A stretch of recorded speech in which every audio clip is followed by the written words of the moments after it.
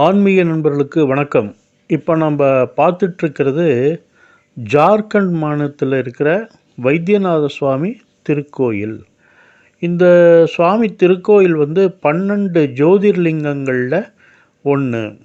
இது என்ன விசேஷம் அப்படின்னா, உடம்பில் என்ன வியாதி இருந்தாலும் அந்த வியாதிகள் அனைத்தும் நீங்கும். இவரை வணங்க, இவரை வேண்டிக்கிட்டால் எல்லா வியாதிகளும் நீங்கும்.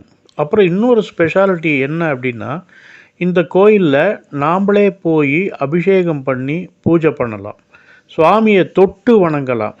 இந்த ஒரு நல்ல வாய்ப்பு இந்த கோயிலில் இருக்குது.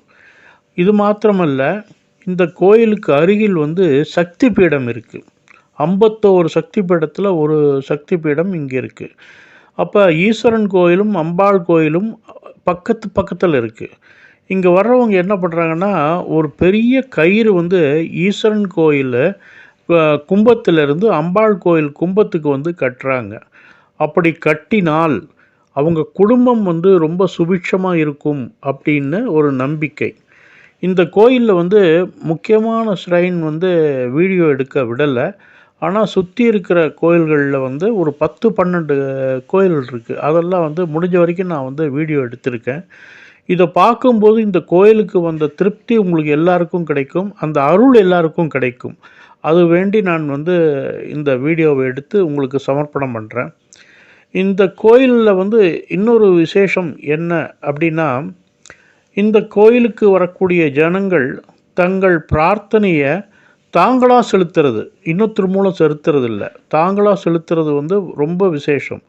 உடம்பில் என்ன வியாதி இருந்தாலும் அவங்க வேண்டிக்கிறாங்க. அந்த வேண்டிக் கொண்டு தாங்களாக தங்கள் பரிகாரங்களை செய்கிறாங்க. இது ரொம்ப இங்கே ரொம்ப ஜாக்கிரதையாக நம்ம இருக்கணும். இங்கே இருக்கிற பண்டாக்கள் பணம் பிடுங்கிறதுல நம்பர் 1 இருக்காங்க. நம்மளை ரொம்ப பணம் கேட்குறாங்க. நான் 1000 ரூபா பணம் கொடுத்தேன், இருந்தாலும் பத்தலைன்ட்டு இன்னும் அதிகமாக கேட்குறாங்க. அப்புறம் இங்கே இருக்கிறவங்ககிட்ட நம்ம ஒரு ஆளை ஃபிக்ஸ் பண்ணிக்கணும். ஒரு ஆளை ஃபிக்ஸ் பண்ணிவிட்டு கோயிலுக்குள்ளே போய் சுவாமி தரிசனம் பண்ணி அபிஷேகம் பண்ணி நாம்ளே தொட்டு அபிஷேகம் பண்ணி நம்ம பிரார்த்தனையை நிறைவேற்றணும். நிறைய பேர் நிறைய ஏஜெண்ட் வருவாங்க, கேர்ஃபுல்லாக இருக்கணும். அதுக்காக தான் இது சொல்கிறது. அப்புறம் இந்த கோயிலில் ஆடு மாடு எல்லாமே கோயிலுக்குள்ளேயே சுற்றிக்கிட்டு இருக்கும். நம்ம ரொம்ப கேர்ஃபுல்லாக இருக்கணும். ஆனால் நம்மளை ஒன்றும் பண்ணுறதில்ல, அது பாட்டுக்கு போயிட்டுருக்கோம். அந்த ஆடு மாடு இது பண்ணுறதுனால கூட்டமும் அதிகமாக இருக்கிறதுனால நம்ம ஜாக்கிரதையாக பார்த்து போகணும்.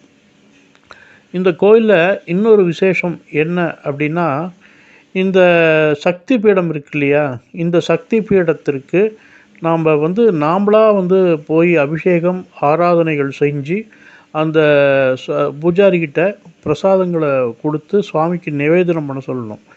நாம் நாம்ளே அபிஷேகம் பண்ணலாம், ஆனால் நிவேதனம் மட்டும் அவங்க பண்ணித்தராங்க. அப்படி கொடுக்கக்கூடிய பிரசாதத்தை நம்ம வீட்டுக்கு எடுத்துகிட்டு போய் வச்சுக்கிட்டால் நமக்கு சகல சௌபாகியங்களும் வரும் அப்படின்னு சொல்கிறாங்க. அதுக்கு 50-100 நம்ம சார்ஜ் கொடுக்கணும். ரொம்ப சக்தியான திருக்கோயில்.